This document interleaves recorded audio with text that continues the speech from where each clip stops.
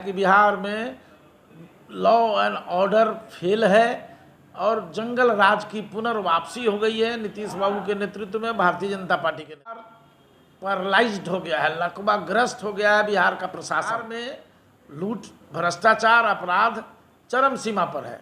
हर अधिकारी लूटने में और धन अर्जित करने में लगा हुआ है।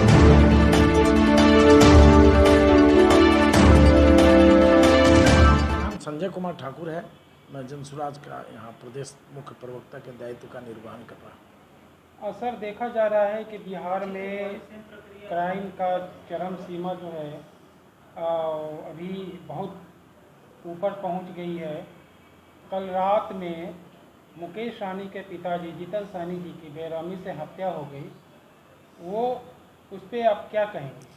देखिए, इस घटना की जनसुराज परिवार कड़ी भर्त्सना करता है, कड़ी निंदा करता है।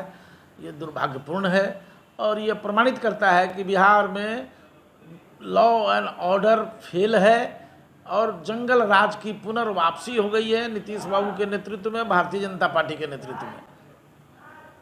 अभी देखा जा रहा है कि जितने भी पार्टी के लोग हैं वो अपने अपने कह के निकल जा रहे हैं कि इस पर जांच होगी, जांच कमेटी बनेगी, जांच हो रही है, जो अपराधी हैं उनको पकड़ा जाएगा। तो ये ऐसा कब तक चलता रहेगा कि भाई अपराध होते रहे हैं और ये लोग अभी जांच करवा रहे हैं, पकड़ा जाएगा? ये कब रुके? देखिए, पूरे बिहार में विधि व्यवस्था चौपट हो गई है। बिहार पैरालाइज्ड हो गया है, लकवाग्रस्त हो गया है बिहार का प्रशासन। समझा गया ना? बिहार में लूट, भ्रष्टाचार, अपराध चरम सीमा पर है। हर अधिकारी लूटने में और धन अर्जित करने में लगा हुआ है। अभी अभी बिजली विभाग के जो पदाधिकारी पर रेड हुआ है ईडी का और सीबीआई का, ये साबित कर रहा है कि बिहार में जो प्रशासन में लगे लोग हैं, चाहे वो पुलिस प्रशासन के हों या जनरल एडमिनिस्ट्रेशन के लोग हों, ये लोग सब भ्रष्टाचार में आकंठ डूबे हुए हैं। बहती गंगा में सब कोई नहाना चाहते हैं।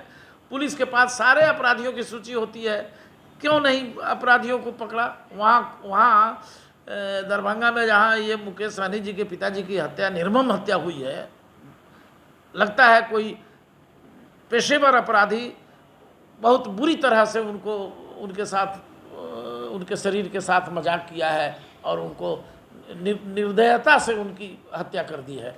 तो प्रशासन का पेट्रोलिंग पार्टी कहाँ थी? पुलिस की पेट्रोलिंग पार्टी कहाँ थी? चौकीदार उस इलाके के कहाँ थे? उस इलाके के थानेदार कहाँ थे जिन्होंने मॉनिटरिंग ठीक से नहीं की? अगर पुलिस का पेट्रोलिंग का काम हुआ होता, अगर चौकीदार अपनी चौकीदारी करते रहे होते तो इतना बड़ा हादसा नहीं होता। हालांकि सुरक्षा में उनके तरफ से भी चूक की गई है। वहाँ न सीसीटीवी कैमरा लगा हुआ उस मकान में, अकेले रहते थे उस मकान में। वहाँ उनको सुरक्षित रहना चाहिए था। जब वो इतने बड़े नेता के पिता थे तो बेटा का भी धर्म बन रहा था जो उनकी हिफाजत का इंतज़ाम पुख्ता किए रहते तो ये घटना नहीं घटती। वैसे ये प्रशासन का फेल्योर है। बिहार में प्रशासन चौपट है, ये बात प्रमाणित है। हर रोज़ लूट, हत्या, अपहरण की घटनाएं बिहार के कोने कोने में हो रही हैं। अभी हाल ही में मुजफ्फरपुर के एक पत्रकार की गर्दन रेत कर हत्या कर दी गई थी। तो पत्रकार भी सुरक्षित नहीं है, अधिवक्ता भी सुरक्षित नहीं है, कोई शांतिप्रिय लोग सुरक्षित नहीं है। और फिर से लोगों को 15 साल वाला जो लालू यादव जी का राज था, उस समय जो आतंक और अपराध चरम पर पहुंचा था, जिस जंगल राज से जिस कालखंड को याद किया जाता है, आज उसकी पुनरावृत्ति हो रही है। पुनः जंगल राज की वापसी भारतीय जनता पार्टी और जदयू के नेतृत्व वाली इस सरकार में हो गई है। क्या लगता है कि इस तरह की जो हर दिन घटनाएं हो रही हैं, इस पे आने वाले चुनाव पे कुछ असर पड़ेगा? क्या लगता है ऐसा कि चुनाव पर तो असर पड़ना ही है। हमारे नेता आदरणीय प्रशांत किशोर जी तो चिल्ला चिल्ला कर कह रहे हैं लोगों से कि ये नीतीश कुमार पलटू राम है, ये नीतीश कुमार मरा हुआ सांप है और बिहार की राजनीति में इनकी प्रासंगिकता समाप्त हो चुकी है। इसलिए भाजपा जिस तरह से बिहारियों के साथ शोषण कर रहा है, जिस तरह से 10 बरस से प्रधानमंत्री रहते हुए नरेंद्र मोदी जी ने बिहार की विकास की बात छोड़िए, 1 मिनट के लिए भी बिहारी अधिकारियों के साथ बिहार के विकास पर बैठक तक नहीं की, तो उस आदमी से क्या उम्मीद करेंगे। लंबी लंबी बातें यहाँ उनके डिप्टी सीएम करते रहते हैं, दोनों डिप्टी सीएम, मुख्यमंत्री जी भी करते रहते हैं, विशेष राज्य दर्जा की मांग करते रहते हैं।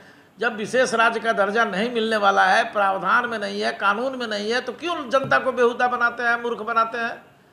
ये स्पेशल पैकेज की मांग करें।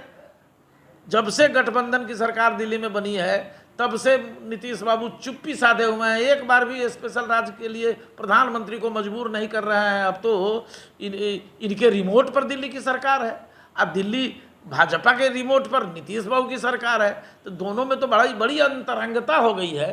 तो मांगना चाहिए ना बिहार के विकास के लिए। सबको ही जानता है कि बिहार सबसे गरीब, सबसे अशिक्षित और सबसे बेरोजगारी वाला प्रदेश है। यहाँ से पलायन निरंतर जारी है। हर रोज़ लोग बसों पर, ट्रेन में चढ़ करके खचाखच भीड़ पैदा करके दिल्ली, बम्बई, कलकत्ता, गुजरात, आसाम जा रहे हैं। आखिर उन गरीबों का कसूर क्या है? अब इन लोगों को वोट देना ही ना कसूर है।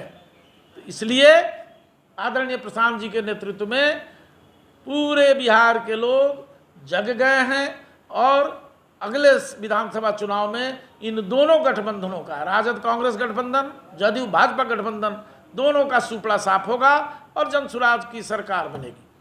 जी, बहुत बहुत